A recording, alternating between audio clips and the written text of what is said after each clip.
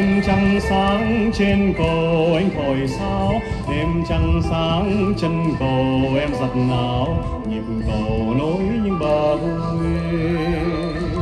Anh vào bộ đội làm cầu treo qua suối, anh bắc cầu phao qua khúc sông sâu, anh nỗi nhớ thương bằng những nhịp cầu.